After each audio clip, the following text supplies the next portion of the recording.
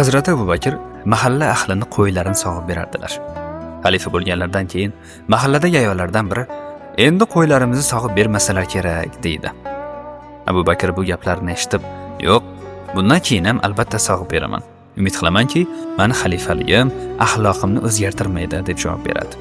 So'ng aytganlaridek xalifalik davrlarida ham ularni qo'ylarini sog'ib, xizmatlarni qilib yuraveradilar. Ular shunday zot bo'lganlar. Mansab sizni odatlaringizni o'zgartirishi mumkindir, lekin axloqingizni o'zgartirsa, bu katta ayb hisoblanadi. Mol dunyo yashash tarzingizni o'zgartirishi mumkindir, lekin aslingizni o'zgartirsa, bu musibatdir. Shaxsan men aminmanki, mol dunyo va mansab insonni o'zgartirmaydi, balki uni asl yuzini ochib beradi xolos. Qanday mansabga erishsangiz ham xalifalik mansabidan kichik bo'lishi aniq. Hazrat Abu Bakr mahalla miskinlarini qo'ylarini sog'ib berardilar. Tasavvur qilyapsizmi? Xalifa bo'lganlardan keyin, ya'ni rahbar bo'lganlardan keyin ham o'sha holatda qoldilar. Aslini unutmadilar. Bugun esa biz ba'zan rahbarlikni xalqning uyiga kirib, uni kamchiligini topish deb tushunib qolyapmiz. Aslida rahbarning vazifasi nima edi?